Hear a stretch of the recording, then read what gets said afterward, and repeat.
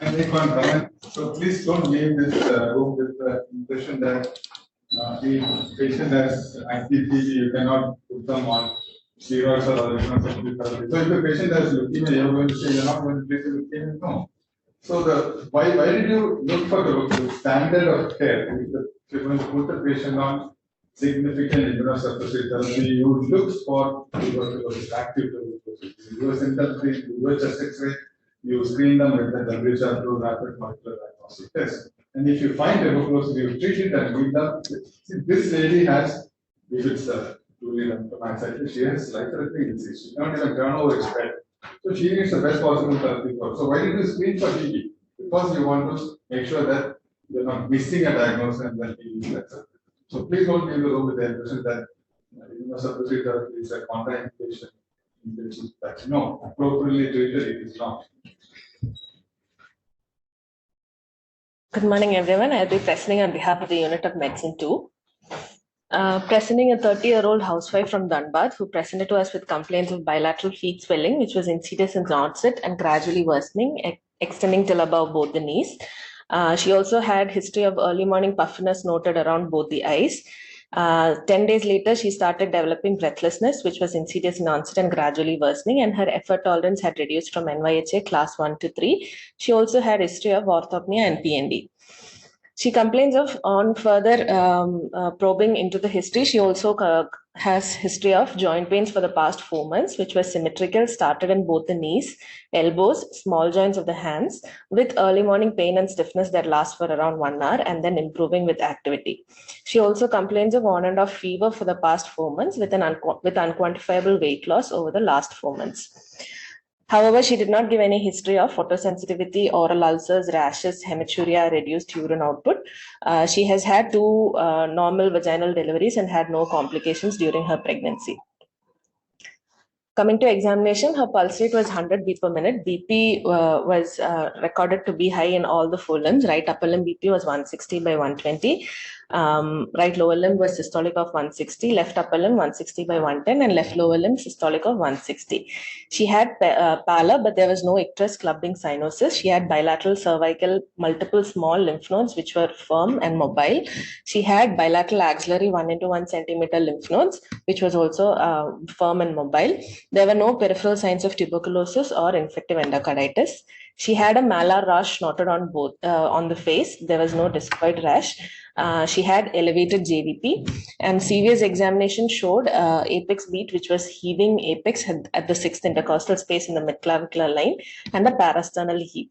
She also had an ejection systolic murmur at the aortic area radiating to the right carotid artery, and an MDM at the apex radiating to the axilla. The other system examination was normal. So coming into this syndrome, she had a dyspnea with anasarca and symmetrical appendicular inflammatory polyarthritis with constitutional symptoms of fever and weight loss, and on examination found to have malar rash, lymphadenopathy, anemia, and an aortic stenosis on cardiac examination. So we were considering mainly... The blood pressure was 160 by 120. It has a heaving apex. Ejection systolic murmur. What's the grade? Was there a palpable thrill with that murmur? No thrill, sir.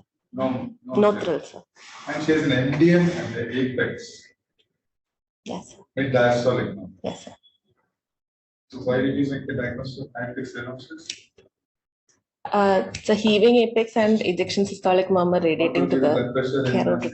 They will usually have a cutoff of blood pressure. What was the grade of the ejection systolic murmur in that?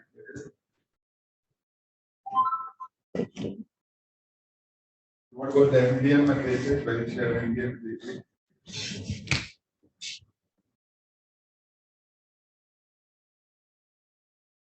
So, does she also have a mitral stenosis? No, sir. How do you explain MDM and apex without diagnosis? You're saying there's a double stenosis, your pressures are too high. Correct.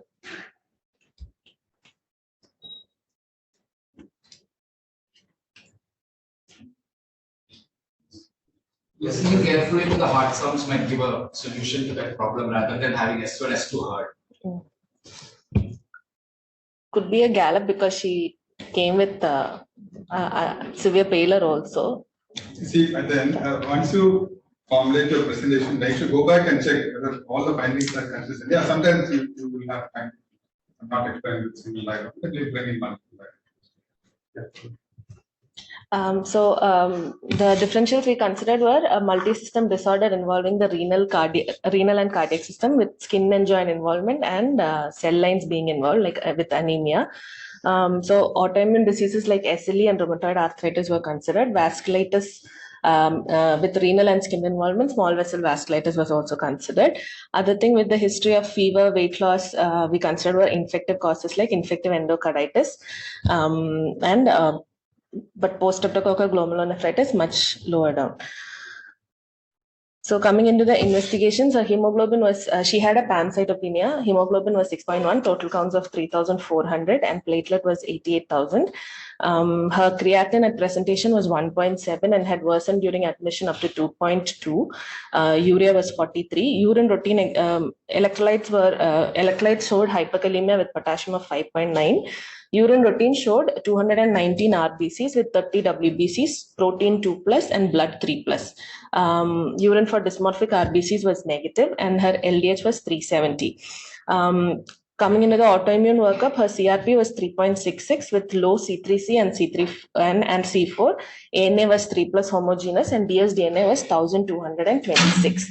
Her DCT was 3+ and she has no history of prior transfusions. ECG showed normal sinus rhythm with an LVH and echo showed severe AS with trace AR and normal LV and RV function. Coming to CKD evaluation, her UP by UC spot was 4.98 and 24-hour urine protein was 3 grams. Her C ANCA was 64 and P ANCA was less than 2. Electrophoresis showed generalized increase in the gamma region with a negative urine Bennstone's protein. PTH was 105 with low vitamin D levels and high uric acid levels. We went ahead with a renal biopsy in view of significant proteinuria and 3+ ANA, and it showed a diffuse lupus nephritis, ISPN class 4, with 25% circumferential crescent formation with diffuse acute tubular injury and patchy mild tubulointerstitial scarring. There was no evidence of vasculitis on the biopsy. So we diagnosed her with systemic lupus erythematosus, SLEDAI score of 25, severe flare, with immune-mediated pancytopenia, lupus nephritis, class 4 ISPN with C ANCA positivity, polyarthralgia, mucocutaneous involvement, and a severe aortic stenosis. We were just looking into entities where patients have presented with lupus nephritis with the vasculitis workup also being positive, C ANCA or P ANCA positivity. So this was a journal that was published in 2023 regarding prevalence and clinical significance of having ANCA positivity in lupus nephritis. It was a multicentric retrospective study done between 1986 to 2021. They have included 116 biopsy-proven lupus nephritis cases and done ANCA assays on the day of the kidney biopsy. And 16 patients out of 116 had ANCA positivity. And having ANCA positive was associated with more of them presenting with an acute nephritic syndrome, more of them having a proliferative histological class and higher activity index. Outcome-wise, they have looked at development of CKD at the end of 10 years, but there was no significant difference between those who had an ANCA positivity and those who did not have an ANCA positivity. Rituximab plus cyclophosphamide was given for treatment for ANCA positive patients in this study. So conclusion that they made was ANCA positivity in lupus nephritis patients was associated with higher histological markers of higher disease activity and requires timely diagnosis and aggressive therapy to prevent irreversible CKD. This is another study that looked at ANCA antibodies in lupus nephritis and its correlation with clinical pathological characteristics and disease activity.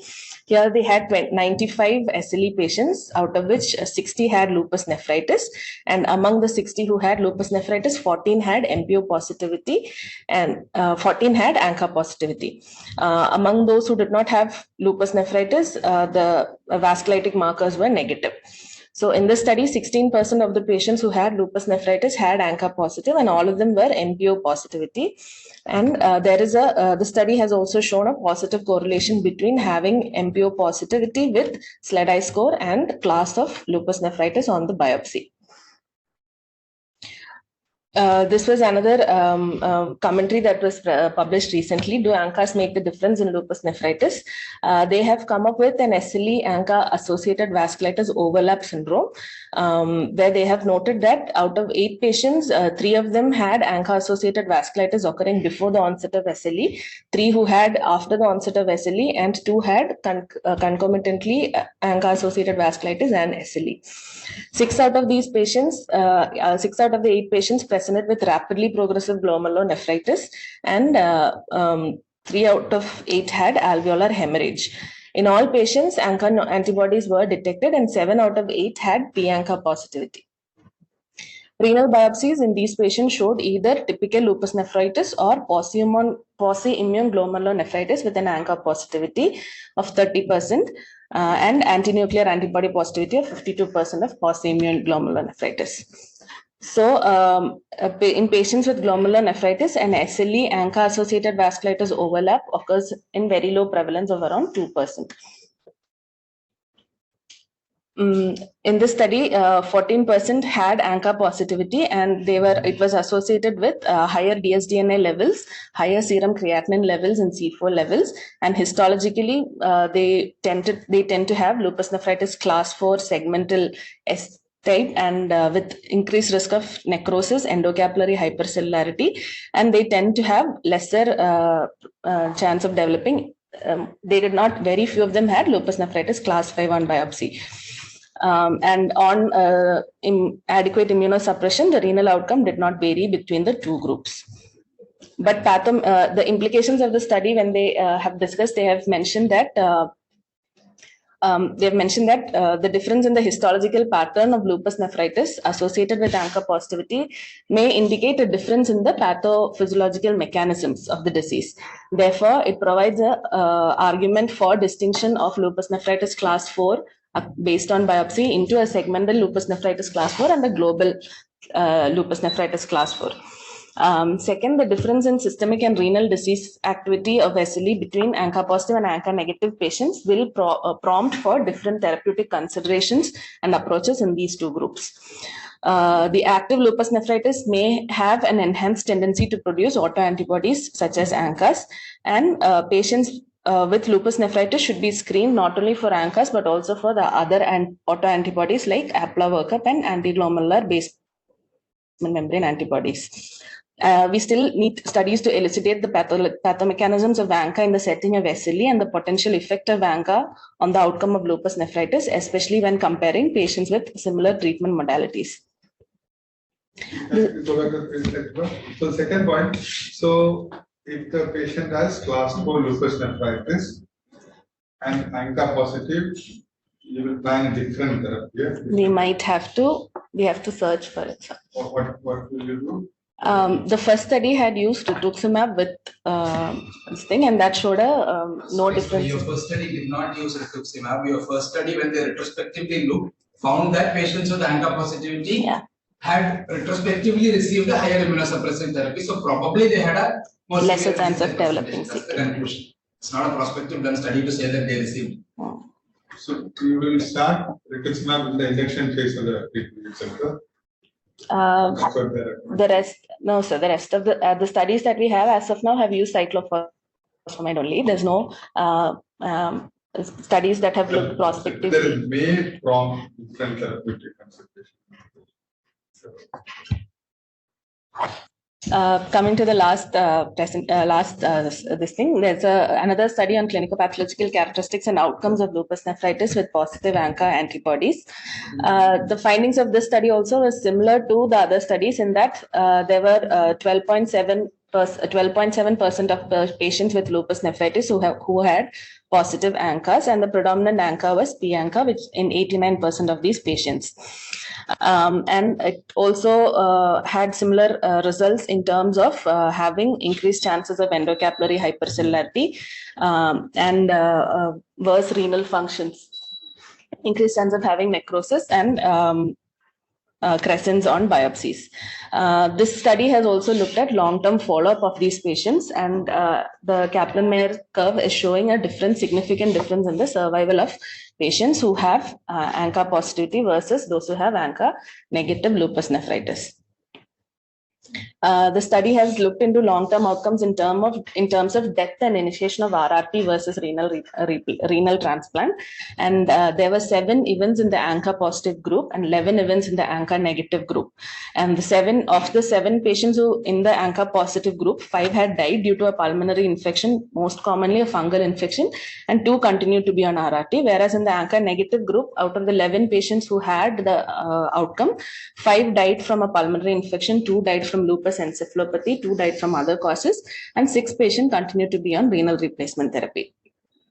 So it showed that the rate of mortality due to pulmonary infection was significantly higher in ANCA positive group than the ANCA negative group. They have also done a multivariate Cox regression analysis to look at ANCA being a risk factor for poor renal outcome, and it showed that having ANCA positivity predisposed the patients to have a poorer renal outcome. So take-home points I wish to convey are to screen all patients with lupus nephritis for ANCA antibodies, APLA antibodies, and anti-GBM antibodies. An ANCA positive status is associated with higher disease activity and worse renal function at diagnosis, with higher risk of having a proliferative class on renal biopsy, as shown by almost all of the studies. The time to renal replacement therapy or death was significantly different in both the groups in one study that is recently conducted, and ANCA positivity is an independent risk factor for a poorer renal outcome. So we need further studies to look at the pathophysiological mechanisms and treatment options for these 2 groups separately. Let's go back to multivariate.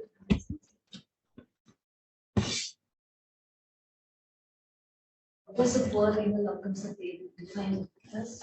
Initiation of renal replacement therapy or a renal transplant.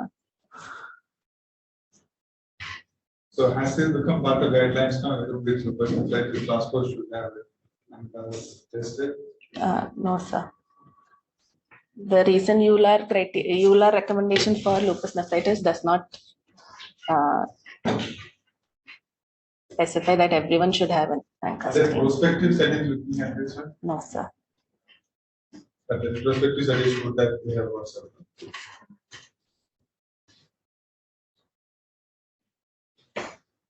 Few concerns. First is clinical. Please do not put SLE and RA as differentials for somebody with symmetric inflammatory polyarthritis without, in your history and examination, assessing if it's erosive or non-erosive. They are 2 entirely different disease processes. Okay, when you have a patient with malar rash, inflammatory polyarthralgia, which is not erosive, from whatever you presented, it will look like it's not erosive. Your differential should contain SLE and not rheumatoid arthritis. So the description of the arthritis or the arthralgia is extremely important. And please don't stop in saying symmetric appendicular.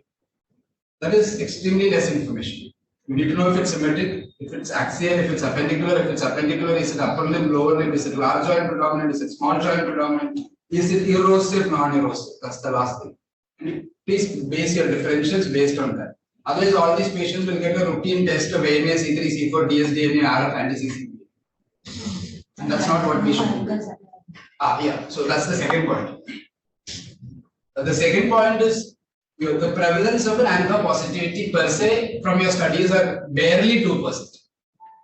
In a disease that is known to produce unknown number of antibodies in the body with unknown clinical significance. With some retrospective studies having 10 p-ANCA positive and 100 p-ANCA negative patients, none of those conclusions by these studies are in any way clinically meaningful to a physician like me who's seeing that patient. One. Before we have enough evidence, please don't get into this habit of sending ANA, C3, C4, dsDNA, ANCAs. What was the indication to send ANCAs in this patient?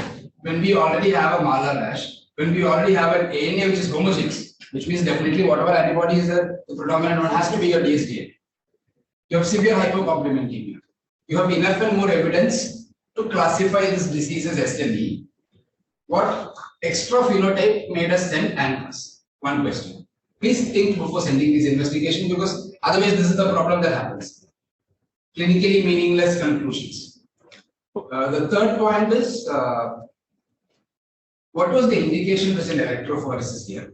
Please remember that when you have a patient suspected of an autoimmune by connective tissue disorder, polyclonal hypergammaglobulinemia is almost always universal. So when you don't have that phenotype, don't get into this habit. Oh, my albumin is a little low, my globulin is a little high. Let me do electrophoresis, protein, immune, kappa, lambda. That's not how we work.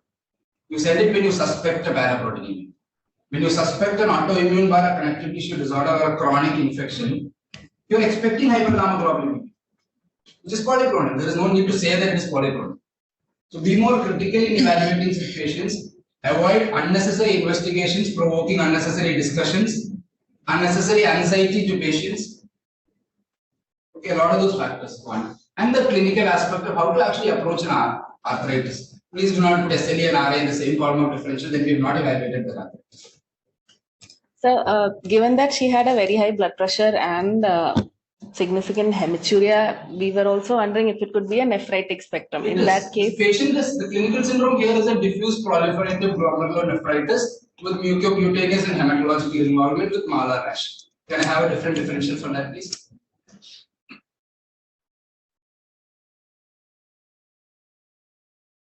If this patient had diffuse alveolar hemorrhage or had a vasculated neuropathy that you don't think is part of SLE, your SLE disease activity seems to be low. Why does this patient have a different etiology for her neuropathy, which is mononeuritis vasculating, but SLE disease activity is low? So classically, lupus vasculatus should have a high disease activity. In that scenario, yes, it is warranted. If you have a diffuse proliferative GN which is ANA negative, again you are worried. If you have a diffuse proliferative GN which is quasi-immune on your biopsy, again you are worried. And all these things are there, please don't get into the habit of routinely sending ANCAs because you fall into this trap of how to explain it. And that happens in SLE because there are 100 autoantibodies, with some of them having almost no clinical significance. Just have two comments. One is that in your differential diagnosis, the clinical syndrome is a multi-system disorder with this and cardiac involvement. Now, aortic stenosis was your cardiac lesion. What multi-system disorder that caused aortic stenosis are considered as at the end of it in your differential diagnosis? Nothing. no. So that's one point. Second is, I would like to, I agree with what Shubha has said, but one thing that I disagree with him is that this clinical observation is important, and whatever depression that you found is important. Often we stumble upon some association, we read more about it and find that other people are saying this association. And then there are well-designed studies that come up which proves the association.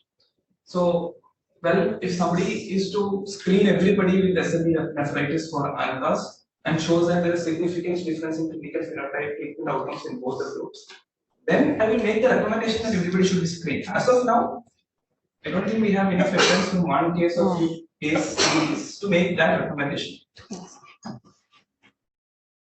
What happened to your patient, Krupa? How did you treat the patient? We treated her with high-dose steroids and cyclopulse.